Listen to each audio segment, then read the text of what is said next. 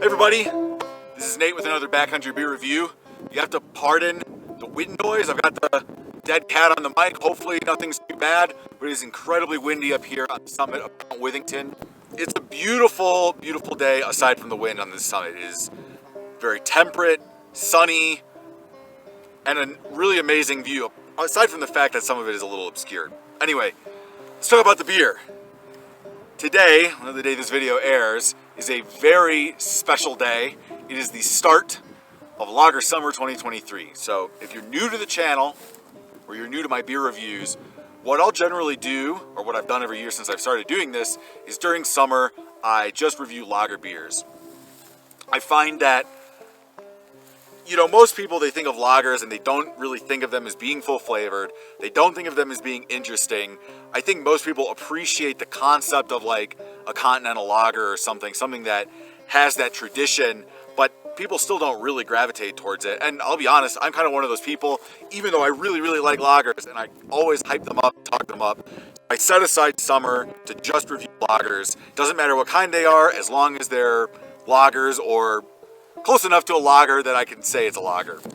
We're reviewing today for the inaugural Lager Summer 2023 lager review is by Steelbender Brewyard in Los Ranchos de Albuquerque in New Mexico. And is their Esmerelda Italian Pilsner. Steelbender, I like them. I think they've got really good beer. I think they've got a really cool brewery. Haven't been there in a while actually, and I haven't had much of their beer lately. Not really doing that on purpose, just that's the way it's happened. I have reviewed them once. I reviewed their Tangerine Dynamite. Cannot remember the episode, but it was like early June 2021. It was right before Lager Summer, ironically. And Pilsner is like kind of the quintessential lager, but this Italian Pilsner style is one that I'm really excited about. I've only had a couple. I think they're very interesting beers, but maybe I'm getting ahead of myself. We should open this up and give it a taste, but let me read the back of the can first. It says it's an easy drinking beer, goes down fast, but this isn't a race to the finish. Take it slow, because once you take a sip, you want to zoom to the next. But stop, enjoy, appreciate a style born in the old country. Brewed with New Mexico Pilsner malt and hopped with crystal and grung yeast. I assume those are the hops. Super dry, super bubbly, destined to be a classic. Finito. So Italian Pilsner, very excited to try it. I think it's really cool that it's made with New Mexico malt. Let's stop yapping and open it up, give it a taste. Sip time. I'm getting a lot of citrus. I'm getting lemon and lime. No acidity, no tartness. Don't misconstrue what I'm saying. It's just that pure citrus flavor. It's really appealing. It's really refreshing. This is a simultaneously light yet full-bodied beer. It's light in the mouthfeel. It's light in the... I don't want to say the body because I'm about to say it's full body. It's light in the mouthfeel. It's light in the body. It's full body in the sense that I think you get a lot of hop flavor. I've never had an Italian Pilsner from Italy, but I've had a few local versions.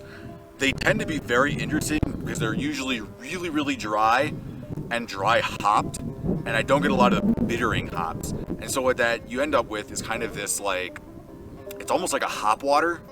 Or I bought my wife, who's pregnant, I bought her some of these like non-alcoholic, they're essentially like hop LaCroix, and that's what I think like the Italian Pilsners end up tasting like, sort of. This one I think is much more Pilsnery and much more fuller flavor in that hop flavor, but you also get that dry hop note, I think. As far as the hop note goes, just classic like continental hop flavors. Like I get herbaceousness, I get earthiness, just that, typical German hops and whatnot. I'm getting a little bit of fruitiness, maybe like apricot, maybe peach. I think that might be coming from the malt, maybe the yeast. But it's very, very subtle. The finish carries kind of that bitterness. It's a really refreshing beer. This beer, if it were cold, would be amazing on either a hot day or a cooler day because it has that flavor to kind of back it up. One of the things I've heard about Italian Pilsners is a lot of people say like Italian Pilsner is the original cold IPA. And definitely there's some truth to that. I don't know if I were blindfolded if I would think this was supposed to be a Pilsner. I would maybe think it was supposed to be a session IPA because it just has those notes that are so prevalent. But it's a really good beer. Happy Lager Summer. Thanks for joining me. Cheers, and have a backcountry beer for me.